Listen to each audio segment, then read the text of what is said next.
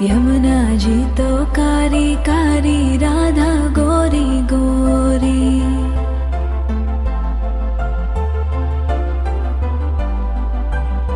यमुना जी तो कारी कारी, राधा गोरी गोरी। वृंदावन में धूम मचावे, बरसानेरी छोरी। रजधाम राधा जी की राजधानी लागे, राजधानी लागे। मने खारो खारो यमुना जी रो पानी लागे। मने खारो खारो यमुना जी रो पानी लागे। मीठी रस से भरियो रे राधा रानी लागे, महारानी लागे। मने खारो खारो यमुना जी रो पानी लागे। मने खारो खारो यमुना जी रो पानी लागे। खाना नित मुरली में तेरे सुमरे बारंबार।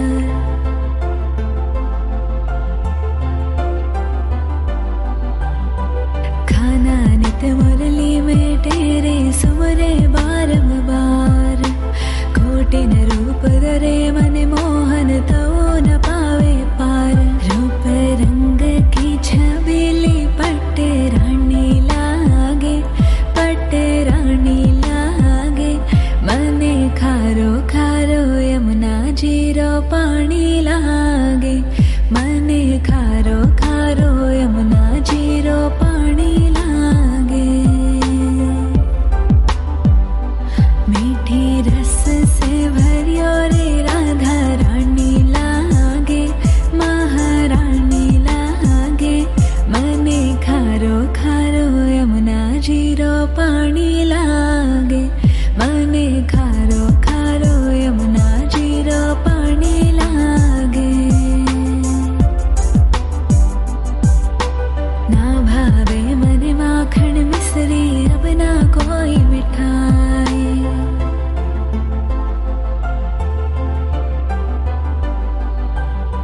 ना भावे मने माखन मिश्री।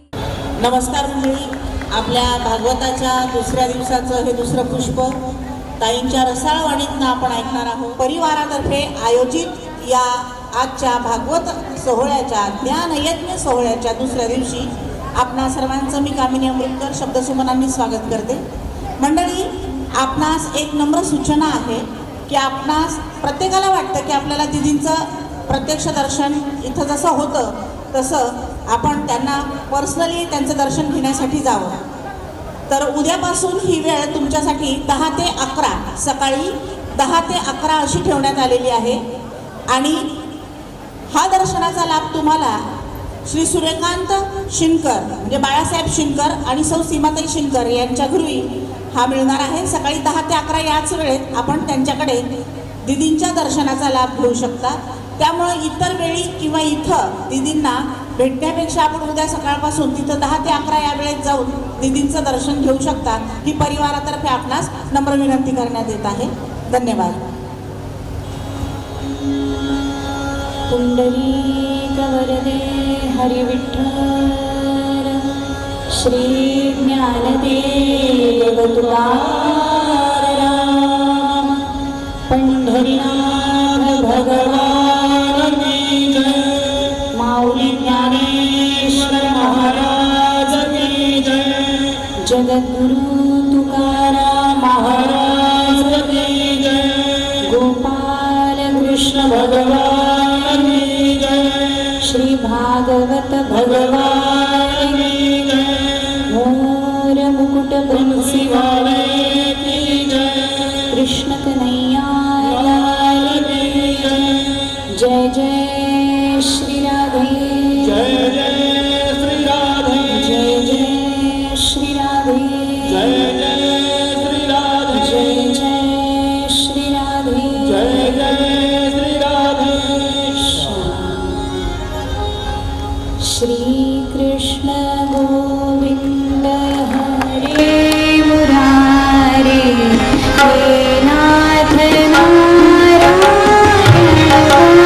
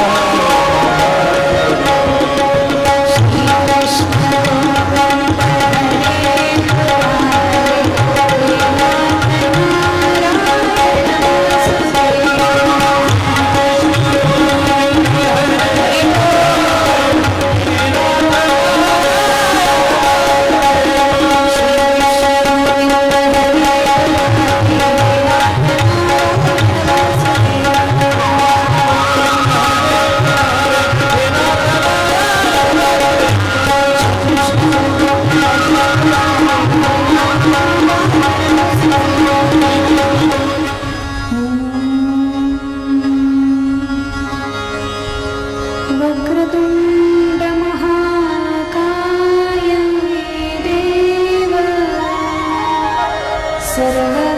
सर्वकार्येषु सर्वदा या कुन्ती तुषारहारधवला या शुभ्रवस्त्रावृता या वीणावरदण्डमण्डितकरा या श्वेतपद्मासना या ब्रह्माच्युतशङ्करप्रभृतिभिः देवैः सदा वन्दिता सा मां पातु सरस्वती भगवती निःशेषजाड्यापहा गुरुर्ब्रह्मा गुरुर्विष्णुः गुरुर्देवो महेश्वरः गुरुसाक्षात् परब्रह्म तस्मै श्रीगुरवे नमः महायोगपीठे तटे भीमपुण्डरीकाय स्वागत्य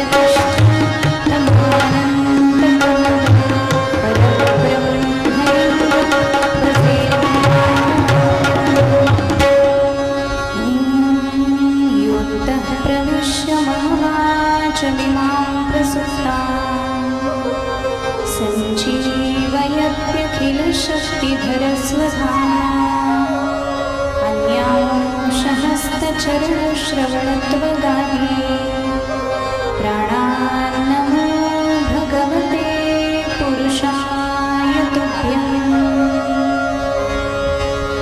अधरं मधुरं वदनं मधुरं हसितं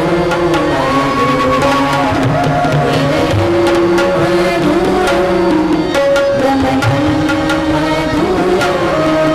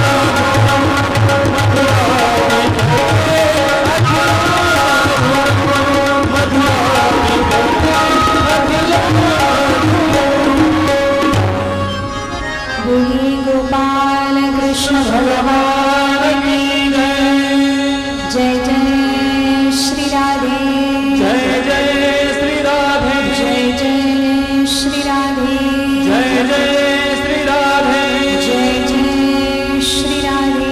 जय जगन्यंता भक्तवत्सल भगवान श्री कृष्णाच्या अत्यंतिक करुणेनं श्रीमद भागवत कथा ज्ञानयज्ञाचं आयोजन श्री पुंडलिक अमृतकर यांच्यातर्फे होत आहे आणि आज त्याचं द्वितीय पुष्प भगवत चरणी आपण सादर समर्पित करणार आहोत. कथा, कीर्तन, सत्संग, भजन या सगळ्याचा उद्देश एक असतो की भगवंताचं दर्शन आणि भगवंताची कृपा आपल्यावर व्हावी. मग परमात्मा कुठं आहेत हे जर संतांना विचारलं तर संत काय सांगतात, विठ्ठल जळी स्थळी भरला. परमात्मा सगळीकडे व्यापक रूपानं आहेत. हरी व्यापक सर्वत्र समाना, प्रेम ते प्रगट होई मै जाना.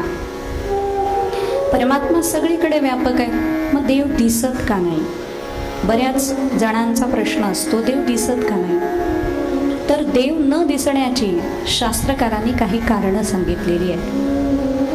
अतिदूरात, सामिप्यात, इंद्रिय घातात, मनोनवस्थानात, सौक्ष्म्यात, व्यवधानात, समानाभिहाराच.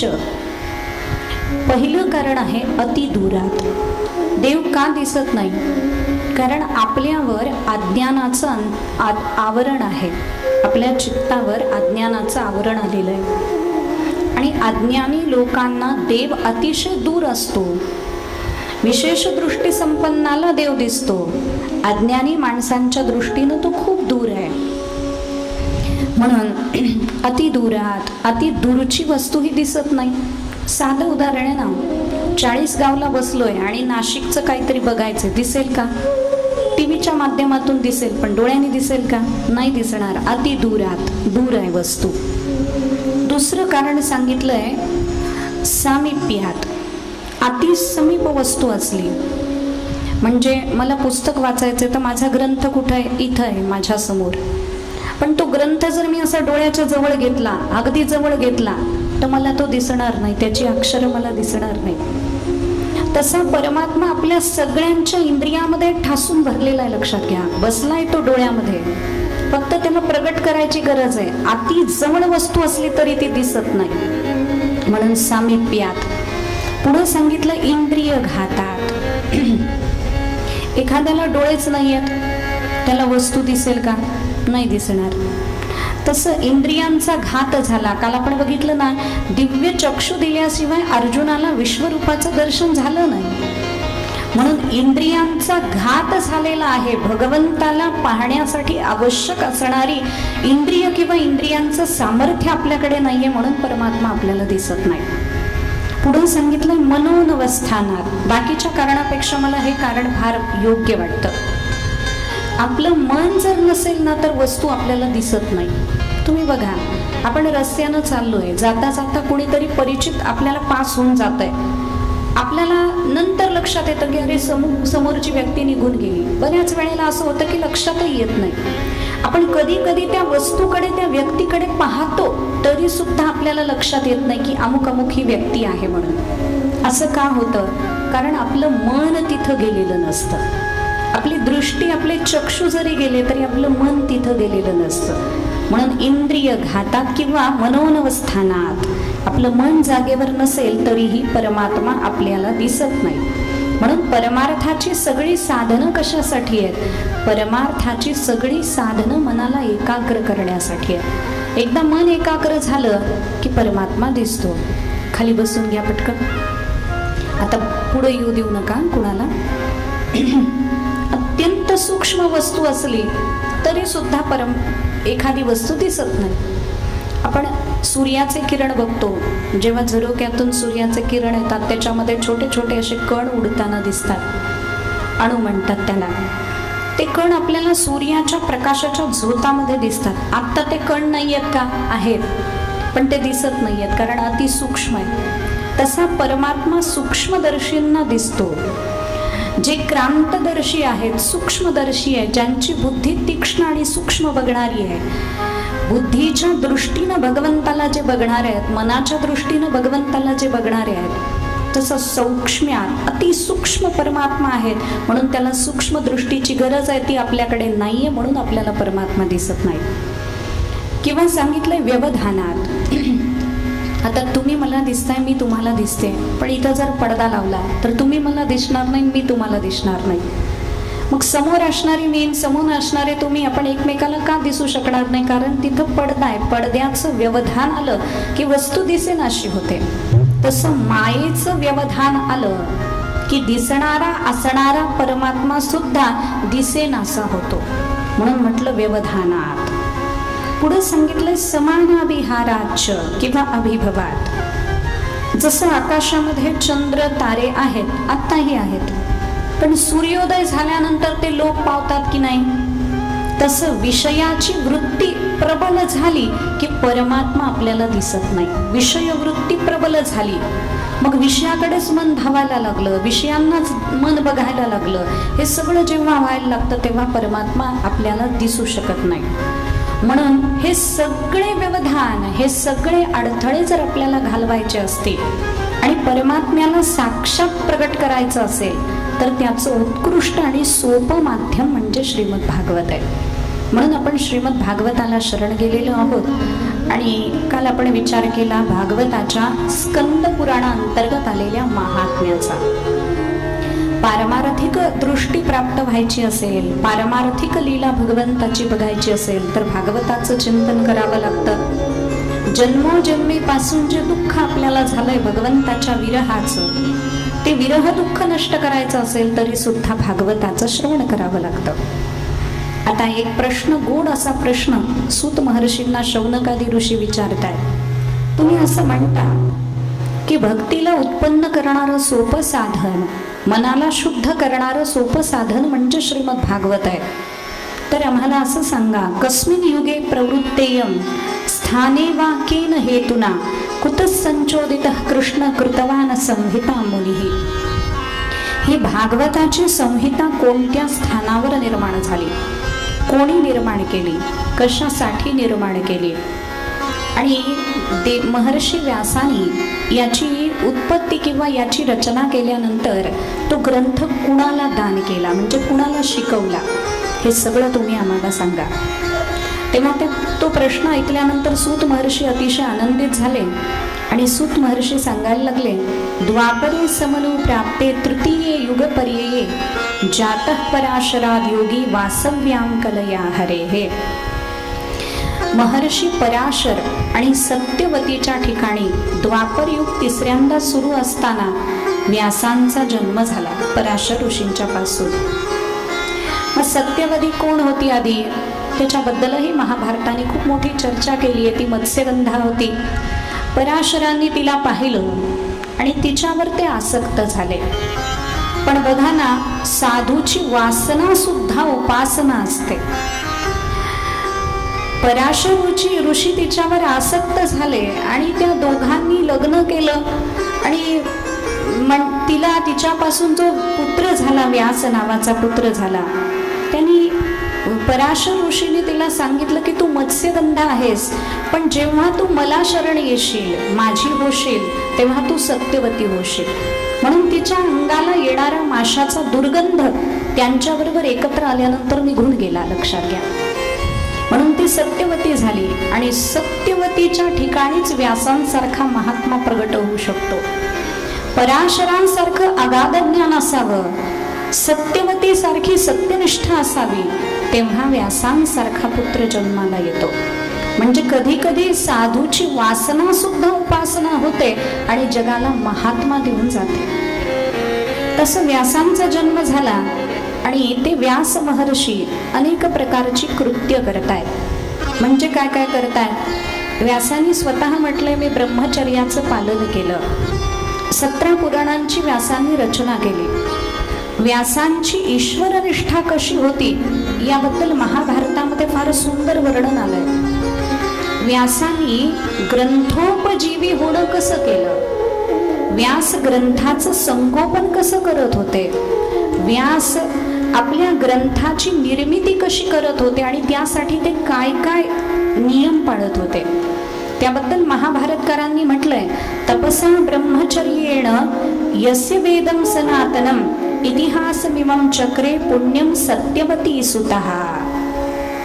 व्यास महर्षींनी ब्रह्मचर्याचं अखंड पालन केलं. लक्षात घ्या, गृहस्थी ब्रह्मचारी होऊ शकत नाही असं नाही. धर्म मोक्ष या चतुर्विध पुरुषार्थाला मिळवण्यासाठी जरी गृहस्थाश्रम धारण केला, काम हा सुद्धा पुरुषार्थ आहे, पण तो धर्मा अविरुद्ध असला पाहिजे, धर्माच्या विरुद्ध असता कामा नये. आणि संतानोत्पत्ती जेव्हा सात्विकतेने होते तेव्हा ते सुद्धा ब्रह्मचर्य ठरतं असं धर्मशास्त्राचं मत आहे. म्हणून व्यासांनी अखंड ब्रह्मचर्याचा ध्यास घेतला. जरी ते गृहस्थ होते तरी सुद्धा स्त्री सेवन करताना जे शास्त्रीय नियम आहेत ते सर्व ते पाळत होते. त्यानंतर त्यांनी महाभारताची रचना करायचं ठरवलं. महाभारत सुद्धा असं उगीच साधं वाटलं व्यासांना म्हणून निर्माण नाही झालेलं. त्याच्यासाठी त्यांनी आप्तकाम होणं केलं. व्यासांनी स्वतःच्या इंद्रियांना ताब्यामध्ये ठेवलं. व्यासांनी म्हटलंय की मी ब्रह्ममुहूर्तावर उठून स्नान संध्या उरकून मौन पाळून सगळ्या प्रकारचे नियम आचरण पाळून मग महाभारताची रचना करण्याला प्रवृत्त झालो. आणि व्यासांनी मनामध्ये महाभारताची रचना सुरुवातीला केली. मग ती मनामध्ये रचना झाल्यानंतर ते लिखाणबद्ध होणं गरजेचं होतं. मग कोणी लेखक व्हावं? व्यासांना ब्रह्मदेवानी सांगितलं, तुमचं महाभारत लिहिण्यासाठी योग्य आहे ते गणपती बाप्पा, म्हणून गणेशाचं आवाहन करा. आणि गणेशाचं आवाहन झालं आणि त्या गणेशाच्या आवाहनामध्ये गणपती प्रगट झाले. व्यासांनी गणरायाला नमस्कार केला आणि सांगितलं, म्हणे मी महाभारत नावाचा एक ग्रंथ मनामध्ये रचलेला आहे, तो आता शब्दबद्ध करायचा आहे आणि त्यासाठी लेखक म्हणून तुमची गरज आहे. गणेशाने सांगितलं, मी लेखक म्हणून यायला तयार आहे, मात्र माझी एक अट आहे, तुम्ही सतत सांगायचं आणि मी सतत लिहित राहणार. टाइमपास करायला टाइम माझ्याकडे नाहीये, कारण मला एक क्षणभरही शांत बसावंसं वाटत नाही. गणरायाचं वाहन बघा, मूषक आहे, मूषक, उंदीर. उंदीर कधी निवांत झोपत पडलाय, घोरत पडलाय असं कधी पाहतो का आपण? नाही. तो एक क्षणभर शांत बसत नाही, सतत काहीतरी करत असतो. म्हणजे ज्ञानोबरायांनी जे म्हटलंय ना, रिकामा अर्धगडी राहू नको, तो रिकामा कधी राहत नाही, काहीतरी त्याचं चालू असतं. असे जे असतात ते गणरायाला आवडतात, पण एवढंच की त्यांनी चांगलं काम करावं. नाहीतर रिकामा अर्धगडी राहू नको म्हणून सतत कार्यरत राहायचं, पण दुसऱ्याचं वाटोळं कसं होतं याच्यासाठी कार्यरत राहायचं, त्याचा काही उपयोग नाही. म्हणून त्या गणरायांनी त्या मूषकाचा स्वीकार केला. तसं गणपती बाप्पाचा सुद्धा स्वभाव आहे, त्याला शांत बसावंसं वाटत नाही, काहीतरी करावं वाटतं. सध्या त्यांचेच दिवस आहेत आणि गणपती बाप्पा शांत बसलेले नाही आहेत. सुंदर सिनेमाची गाणी ऐकतायत ठिकठिकाणी, अनेक ठिकाणी. आम्ही येताना आत्ता एक बोर्ड पाहिलाय, इथं नाही, रस्त्याने मी सहज दृष्टी केली, तर लिहिलं होतं, गणेश उत्सवानिमित्त भव्य तमाशा. कसं म्हणजे कशासाठी गणपती बसवलं जातंय, काय त्या गणपती बसवण्याचा उद्देश आहे? आपण देवाची अवहेलना करतोय का आपण देवाचं पूजन करतोय याचा विचार केला पाहिजे. म्हणून गणरायाच्या समोर आपला आद्य परमेश्वर परमात्मा आहे, तो प्रथम पूज्य आहे तो, म्हणून त्याचे सगळे पावित्र्याचे क्षण आपल्याला जोपासता आले पाहिजेत, त्याचं पावित्र्य राखता आलं पाहिजे, त्याचा मान सन्मान राखता आला पाहिजे. मग गणरायांनी सांगितलं, मी शांत बसणार नाही, तुम्हाला सतत सांगावं लागेल, मी सतत लिहित राहीन. व्यासाने सांगितलं, हरकत नाही, पण माझी एक अट आहे, मी सुद्धा जे सांगेन ते गणराया तुम्हाला सगळं समजल्याशिवाय तुम्ही लिहायचं नाही. नाहीतर उगीच मी सांगतोय, तुम्ही लिहून घेताय, त्या शब्दाचा अर्थच तुम्हाला कळत नसेल तर तुम्ही लिहायचं नाही म्हणे, अर्थ समजल्यावरच लिहायचं. गणरायाने सांगितलं, विद्येची अधिष्ठात्री देवता आहे म्हणे मी, मला काय झालंय न कळायला. मग व्यासांचं म्हणणं ऐकून गणराया लिहायला बसले आणि गणपती बाप्पा लिहायला बसल्यानंतर व्यास सांगायचे, 99 श्लोक झाले की 100वा श्लोक अतिशय कूट श्लोक टाकायचे. आणि तो कूट श्लोक टाकला की गणपतीला वाटायचं अरे हे कसं काय लिहिलं, असं कसं काय म्हणलं, याचा विचार करावा लागेल. ते अर्थ समजला नाही की गणपती बाप्पा विचार करत बसायचे आणि गणराज विचार करत बसले. तोपर्यंत व्यासांनी जेवण करून यावं, तोपर्यंत देहधर्म उरकून यावे, सगळं करून यावं. आणि आल्यानंतर येऊन बसल्यानंतर गणरायाला विचारावं जे सांगितलं गेलंय ते समजलंय का. गणरायाने सांगावं नाही, तुम्ही असं नाही म्हणायला पाहिजे होतं. मग व्यासांनी त्या श्लोकाचा अर्थ गणरायाला समजावून दाखवावा आणि मग तो अर्थ समजल्यानंतर तो त्यांनी शब्दबद्ध करावा. असं महाभारत लिहायला गणपतीला 3 वर्ष लागले असं महाभारतकारांनी वर्णन केलंय. 3 वर्ष अखंड लिखाण चालू आहे आणि असा महाभारत नावाचा ग्रंथ प्रगटला. म्हणजे तपानं, ब्रह्मचर्यानं, अग्निहोत्रादी कर्मानी प्रगटलेला, अतिशय निष्ठा संपन्नतेनं प्रगटलेला महाभारत हा ग्रंथ आहे, लक्षात घ्या. म्हणून तो साधा नाहीये. मग व्यासांनी काय केलं, सत्यवतीच्या ठिकाणी जन्म घेतला आणि त्यांना एके दिवशी बद्रीनाथ धाम मध्ये गेल्यानंतर केशव प्रयाग नावाच्या स्थानावर कलीचं दर्शन झालं, कलियुगाचं दर्शन झालं. व्यासांनी पाहिलं कलियुग त्यांच्या डोळ्यासमोर दिसायला लागलं आणि भविष्यामध्ये कलियुगात काय काय होणार आहे ते सगळं त्यांच्या दृष्टीला दिसायला लागलं. म्हणे काय होणार आहे भविष्यात कलियुगामध्ये, परिस्थिती भयानक असणार आहे.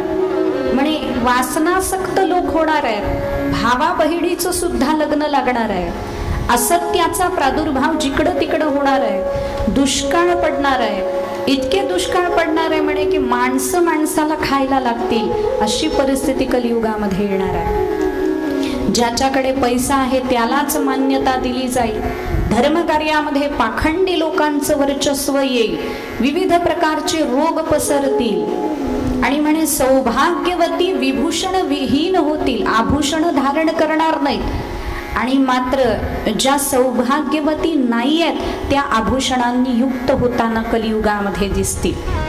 अशी परिस्थिती कलियुगामध्ये येणार आहे. धर्माचं ज्ञान लोकांना राहणार नाही, शौचाचं, पवित्रतेचं, शुद्धतेचं हे ज्ञान लोकांना राहणार नाही, अशी अवस्था निर्माण होईल म्हणे. मग हे सगळं व्यासांनी पाहिलं आणि व्यासांना वाटलं याच्यासाठी आपण काहीतरी करायला हवं, कारण जगाच्या कल्याणा संतांच्या विभूती, जगाच्या कल्याणासाठी संत अवताराला येत असतात आणि मग ते कलियुगाचं भयानक दृश्य पाहून व्यासांचं मन अतिशय उद्विग्न झालं, असमाधानी झालं, काहीतरी आपण करावं असं वाटायला लागलं. मन अशांत होतं ना तेव्हा त्याला शांत करण्यासाठी काही उपाय शास्त्रानं सांगितलेले आहे. कधी कधी बघा सकाळी उठल्यानंतर उगीच वाईट वाटतं, काहीच झालेलं नसतं, घरात कोणी काही बोललेलं नसतं, काही नसतं, पण उगीच आपल्या मनाला एक नैराश्य प्राप्त होतं. हा नकारात्मक विचारांचा प्रभाव असू शकतो, नकारात्मक शक्तींचा सुद्धा प्रभाव असू शकतो. मग अशा वेळेस काय करायचं, गंगेचं पाणी घरामध्ये असेल ना तर गंगेचं पाणी आपल्या घरामध्ये सगळीकडे सिंचन करायचं, त्याच्यामध्ये तुळशीची पानं टाकायची, भगवंताचं नाव घेत घरामध्ये सिंचन करायचं. नकारात्मक शक्ती असल्या तर त्या जातील आणि नकारात्मक विचार मनामध्ये येत असतील तर त्याच्यासाठी एकच उपाय आहे, भगवंताचं नामस्मरण. आणि सगळ्यात सुंदर उपाय आणि सोपा उपाय आहे. ज्यांना फार नकारात्मकतेचा त्रास होतो, आजच्या भाषेत ज्याला डिप्रेशनचा त्रास होतो, त्यांनी हनुमानजीची उपासना करावी. बजरंग बाण आणि हनुमान चालीसा हे 2 असे रामबाण उपाय आहेत की मारुती राया लगेच मनाचे सगळी नकारात्मकता घालून टाकतात. लक्षात, नकारात्मक विचार आले की माणूस अस्वस्थ होतो. मग शांती मनाला मिळावी यासाठी काय काय शास्त्रानं उपाय सांगितले. आणि शास्त्रानं सांगितलं, एकांत वासौ लघुभोजनादौ मौनम निराशा करणावरोधः मुनेरसो संयमनम षडैते चित्तप्रसादम जनयंती शीघ्रम. शीघ्र म्हणजे पटकन, चित्तप्रसादम म्हणजे मनाचा प्रसाद किंवा मनाची प्रसन्नता ही प्राप्त होते. कशामुळे प्राप्त होते? पहिली गोष्ट एकांतवास. एकांतवास म्हणजे थोडा वेळ तरी आपण एकटं राहायला शिकलं पाहिजे. लोकांना एकटं राहायचं म्हणजे इतकी भीती वाटते. घरातलं कोणी जर नसेल ना, घरामध्ये कोणी जर बाहेर गेले असतील सगळेजण, तर लगेच शेजारणीला बोलवलं जातं. अगं घरात कोणीच नाहीये, मला कसं तरीच होतं, ये बसा ना देवासमोर, बसा ना शास्त्राच्या समोर. अहो बघा एकांतवासाचं सुख किती मोठं आहे. दुसरी आली की तिचे विचार आपल्यामध्ये येत आहेत. जेव्हा एखादा माणूस घरामध्ये येते आणि ते दुष्ट असेल तर दुष्ट विचार घेऊन येत आहे, ते चांगलं असेल तर सद्विचार घेऊन येत. म्हणून माणूस एकटा येत नसतो, हडामांसाचा पुतळा येत नसतो, त्याचे विचार त्याचे संस्कार घेऊन तो येत असतो आपल्या घरामध्ये. म्हणून एकांतवास, मनाला उद्विग्नता निर्माण झाली, शास्त्र वाचावं आणि भगवंतासमोर एकांतामध्ये बसावं. पुढे सांगितलंय मनाला शांती पाहिजे असेल तर अल्प भोजन करावं. हा सुद्धा मनाला शांती देणारा उपाय आहे. तुम्ही म्हणाल भोजनाचा आणि मनाला शांतीचा काय संबंध आहे? खूप मोठा संबंध आहे.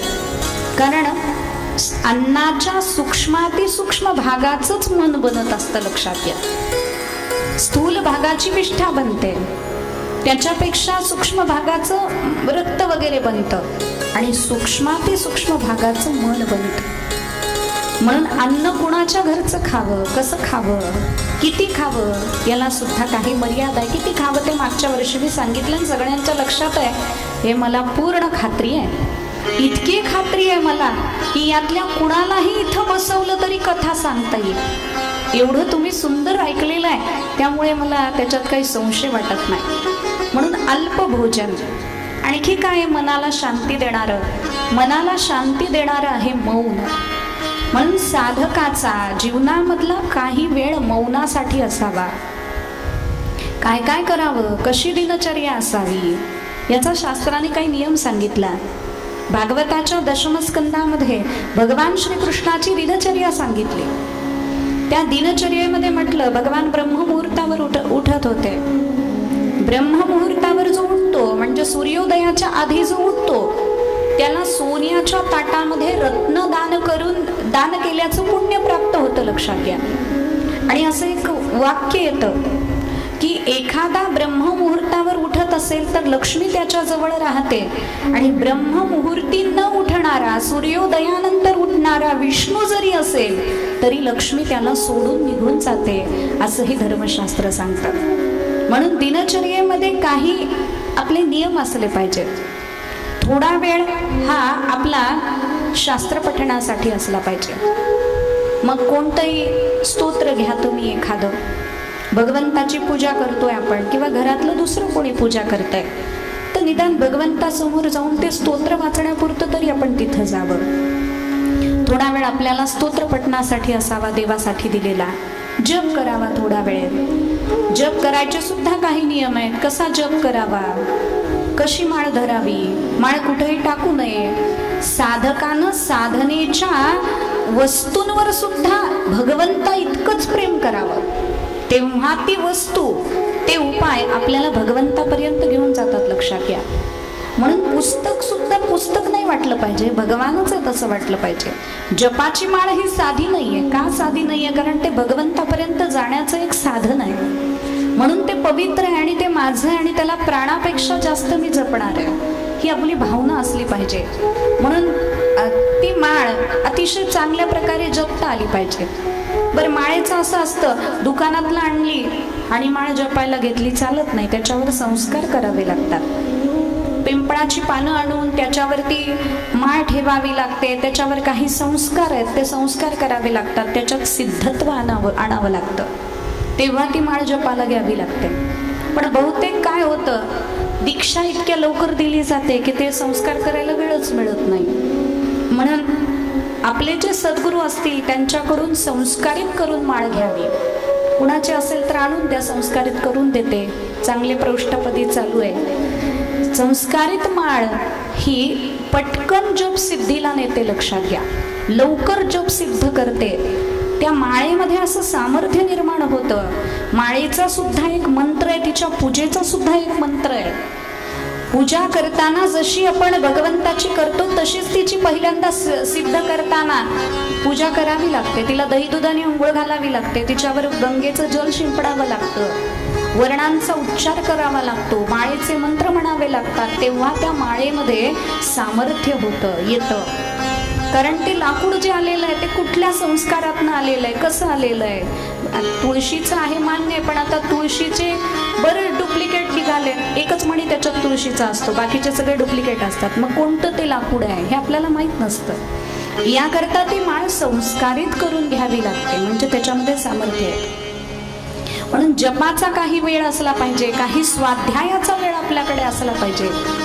एखादं हरिपाठ घेतलाय समजा आपण वाचायला, हरिपाठ घेतल्यानंतर आपण त्यातला एखादा अभंग काढून घेतला, पहिल्या अभंगापासून सुरुवात केली, 28 अभंगापर्यंत आपल्याला जायचं आहे, तर एक एक अभंगाचं चिंतन झालं पाहिजे. ज्ञानोबरायांनी असं का म्हणलं असेल, देवाची द्वारी उभा क्षणभरी तेणे मुक्तिचारी साधी येल्या. हरिमुखे म्हणा पुण्याची गणना कोण करी. मग पुण्य कसं असतं, पुण्याची गणना का करता येत नाही, एवढं हरिनामाचं सामर्थ्य आहे का, ते कसं आहे, का ज्ञानोबरायांनी असं म्हटलं, या सगळ्याचा विचार करणं याला स्वाध्याय म्हणतात शास्त्राचा. म्हणून थोडा वेळ स्वाध्याय करायचा, थोडा वेळ पाठ करायचा, थोडा वेळ जप करायचा, मुक्तकंठानं देवासाठी स्तोत्र गायची. आणि मनाला शांती देणारं आणखी एक साधन जे इथं वर्णन केलं ते म्हणजे मौन. थोडा वेळ मौन ठेवायचं. आणि फारच आपलं तोंड गप्पच बसत नसेल, सारखं बोलतच राहावं वाटत असेल, तर मग देवाशी बोलावं. कोण नाही म्हणतंय, तो ऐकून घेतो. काही बोला तो ऐकून घेतो. बघा तुम्ही प्रयोग करून घरामध्ये. कधी देवानं प्रत्युत्तर दिलंय का? नवऱ्याला काही म्हणलं तर तो प्रत्युत्तर देणार आहे. देवाला काही म्हणल्यावर देईल का? नाही. देईल, पण एक दिवस देईल, आता लगेच नाही देणार. मग जसं बोललोय तसं देईल. प्रेमानं बोललो असेल तर त्याचंही प्रत्युत्तर मिळेल, आणि त्याच्यावर दाब दिला असेल तर त्याचंही प्रत्युत्तर मिळेल. पण देवाला दिलेला दाब सुद्धा देवाला आवडतो, फार आवडतो. म्हणून मौन थोडा वेळ ठेवावं, म्हणजे मनाला शांतता लागते. आणखी शास्त्रकार म्हणतात, निराशा म्हणजे कोणाचीही आशा नाही ठेवली की मनाला शांतता लागते. आशाच माणसाला दुःख देते. आपल्याला अपेक्षा असते, या माणसाने अमुक करावं, त्या माणसाने तसं करावं, ती प्राप्त नाही झालं किंवा त्यानं तसं नाही केलं की आपल्याला दुःख होतं. आपल्या अपेक्षेप्रमाणे वागणारे सगळे आपले गुलाम नाहीये, आपण तरी त्यांच्या अपेक्षेप्रमाणे कुठं वागतो. म्हणून याकरता आपण कोणाकडूनही आशा ठेवायचीच नाही, असा साधकांनी नियम बाळगायचा, लक्षात घ्या. आणि आशा बाळगायचीच असेल तर कुणाशी बाळगायची? म्हणे आशा एक रामजी से दुजी आशा छोड दे, नाता एक रामजी से दूजा नाता तोड दे. फक्त आशा भगवंताशी ठेवायची. आणखी मनाला शांती देणारं साधन सांगितलं, इंद्रिय संयम. इंद्रिय स्वैरावैरा भटकणारी असली की ती अशांत ठेवतात. म्हणून त्या इंद्रियांना आवरून इंद्रिय संयमित करून भगवंतामध्ये ती लावता आली पाहिजेत साधकाला, तेव्हा त्याचं मन शांत राहतं. प्राणायामानं सुद्धा मन शांत राहतं. म्हणून 6 साधनं मन शांती किंवा मनशांती, चित्तप्रसाद प्राप्त होण्यासाठी धर्मशास्त्राने आपल्याला सांगितली. मग व्यासांचं चित्त आज उद्विग्न आहे, व्यासांना काय करावं ते समजत नाहीये. आणि व्यास जेव्हा उद्विग्न चित्तानं सरस्वती नदीच्या काठावर बसलेले आहेत, त्यांना असं वाटतंय मी अग्निहोत्रादी कर्म केली, ब्रह्मचर्याचं पालन केलं, 17 पुराणांची रचना केली, ब्रह्मसूत्रासारखा ग्रंथ लिहिला, महाभारतासारखा इतिहास लिहिला, तरी सुद्धा माझं मन अशांत का? म्हणून ते विचार करायला लागले. आपण समस्येकडे जेव्हा बघतो ना, तेव्हा समस्या म्हणून बघतो, म्हणून आपल्याला चिंता लागते. आणि साधू समस्येकडे तपस्या म्हणून बघतो, म्हणून त्याचं चिंतन होतं. लक्षात घ्या. एखादी समस्या आहे आपल्या घरामध्ये, काहीतरी समस्या आहे, कोणीतरी आपल्याशी चांगलंच वागत नाहीये. मग चांगलं वागत नाहीये तर काय करावं? त्याला सुधरवू शकत नाही आपण, कारण तो सुधारण्याच्या पलीकडे गेलेला आहे समजा. मग ती समस्या आहे ना, ती समस्या नाही आपल्यासाठी आलेली, ती तपस्या आहे. का तपस्या आपल्यासाठी आलेली? कारण भगवंताला हे दाखवायचंय, माझ्याशिवाय तुझं जगात कोणी नाहीये. तू कुणावरही प्रेम करशील ना तर ते तुला उलट वागतील, तुझ्या उलट वागतील.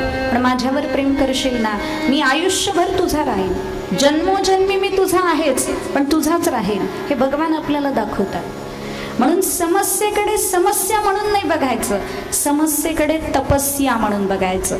आणि तपस्या म्हणून बघितलं की मग त्याचं चिंतन सुरू होतं.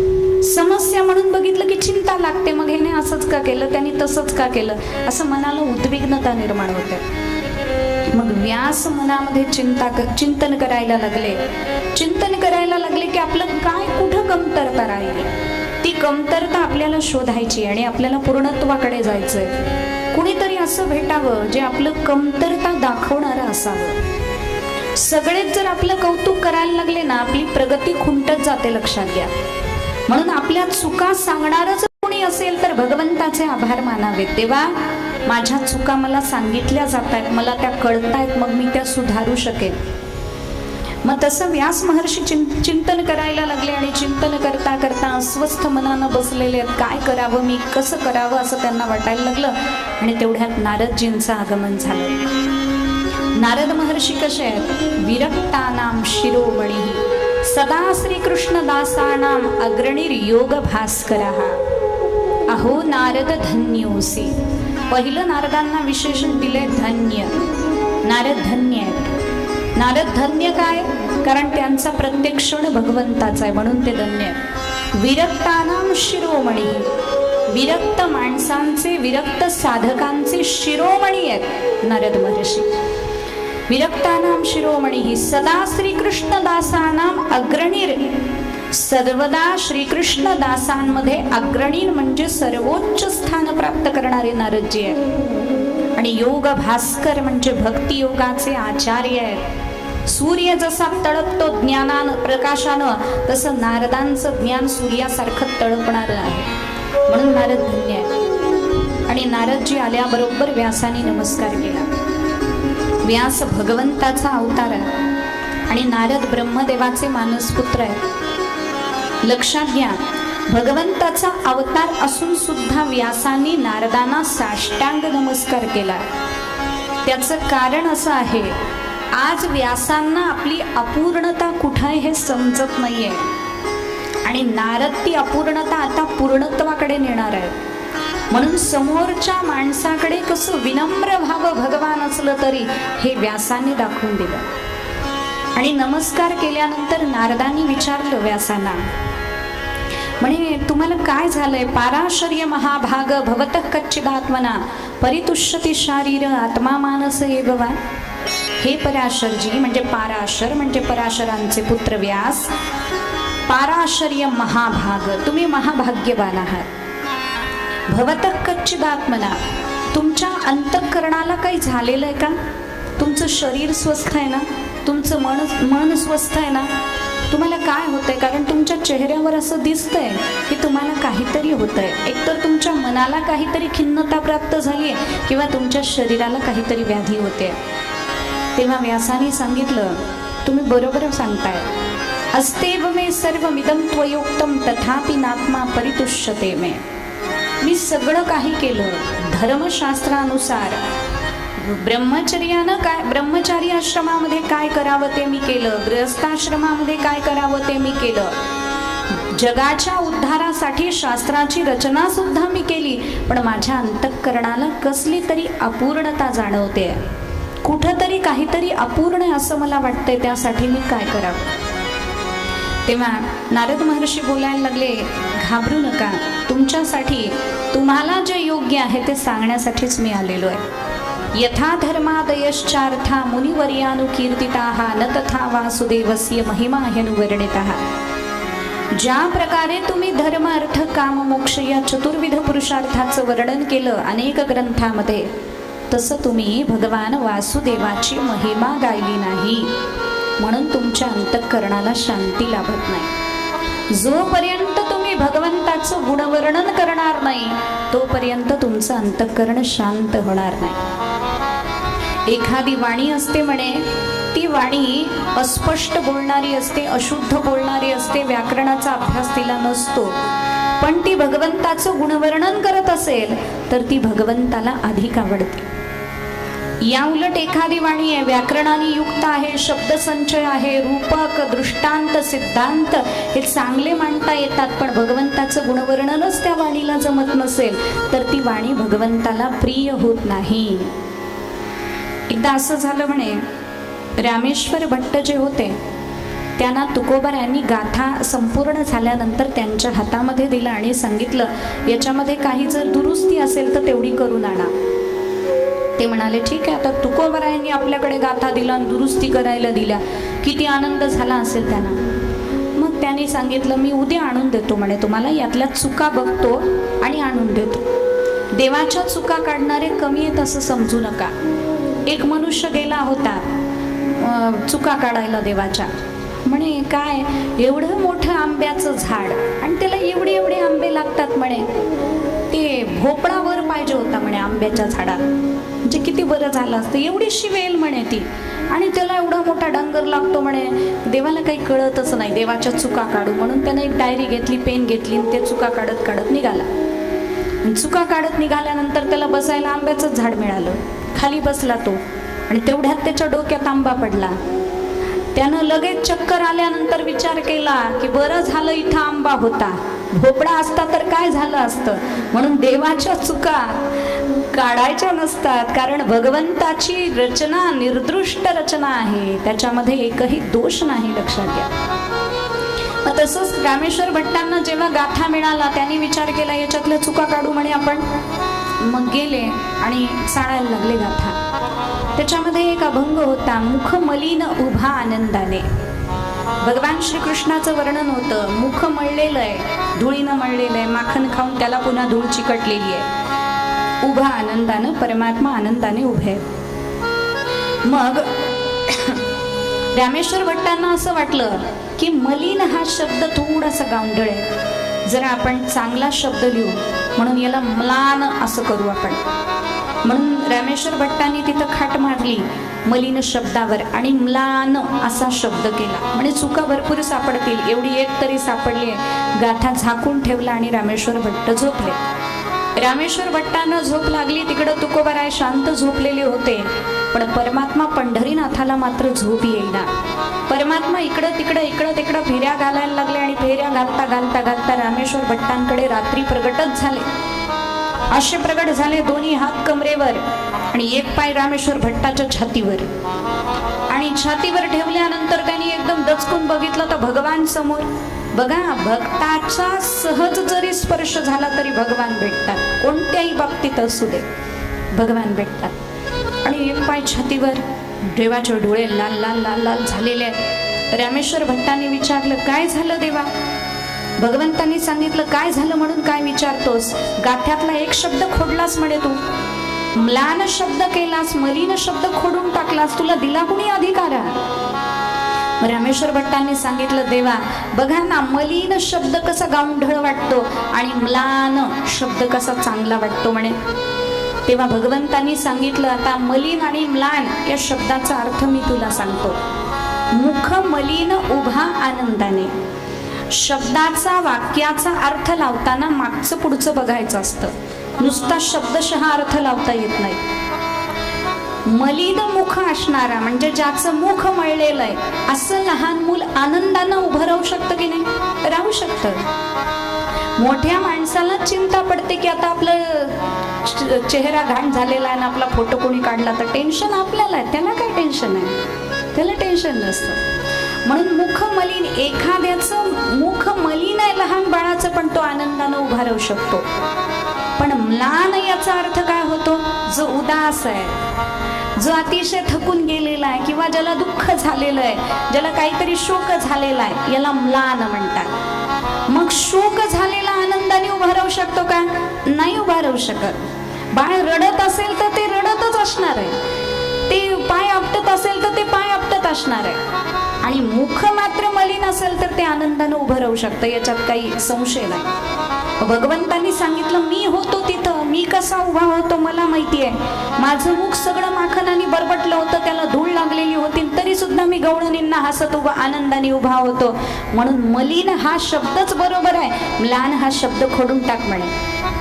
रामेश्वर भट्ट म्हणाले ठीक आहे, हरकत नाही. म्हणे ठीक आहे, हरकत नाही, एवढंच बोलायचं नाही. उद्या सकाळी उठायचं, स्नान करायचं इंद्रायणीचं. स्नान केल्यानंतर ओल्या वस्त्रानिशी हा गाथा डोक्यावर घ्यायचा, तुकोबारायांच्या चरणी जायचं, तुकोबारायांच्या तिथं तो गाथा ठेवायचा, चरणावर नतमस्तक व्हायचं आणि सांगायचं, इथून पुढं मी अशी चूक करणार नाही, तर तुझ्या अपराधाचं क्षालन होईल. मग रामेश्वर भट्ट उठले, इंद्रायणीमध्ये स्नान केलं, सचैल स्नान केलं, वस्त्रासहित स्नान करून तो गाथा डोक्यावर घेतला. श्री तुकारामा, श्री तुकारामा असं म्हणत म्हणत म्हणत रामेश्वर भट्ट निघाले. तुकोबारायांच्या चरणाजवळ आले, गाथा एका चौरंगावर ठेवला, तुकोबारायांच्या चरणी नतमस्तक झाले, साष्टांग दंडवत घातलं. तुकोबारायांनी विचारलं, काय झालं, गाथ्यातल्या चुका समजल्या का? तेव्हा रामेश्वर भट्टांनी उत्तर दिलं, महाराज तुमच्या गाथ्यातला एक शब्द काढला तर भगवंताला अस्वस्थता निर्माण होते, असा तुमच्या गाथ्याचा अधिकार आहे, म्हणून तुमच्या गाथ्याची चूक काढणारा जगात कोणी निर्माण होऊ शकत नाही म्हणे. आणि हे जेव्हा सांगितलं तुकोबारायांना खूप आनंद झाला. म्हणे हे जरी शब्द माझे आहेत असं वाटत असलं तरी हे शब्द माझे नाहीच आहेत, हे भगवंताचे शब्द आहेत. तोच बोलविता धनी आहे, तो बोलवतोय म्हणून आम्ही बोलतोय.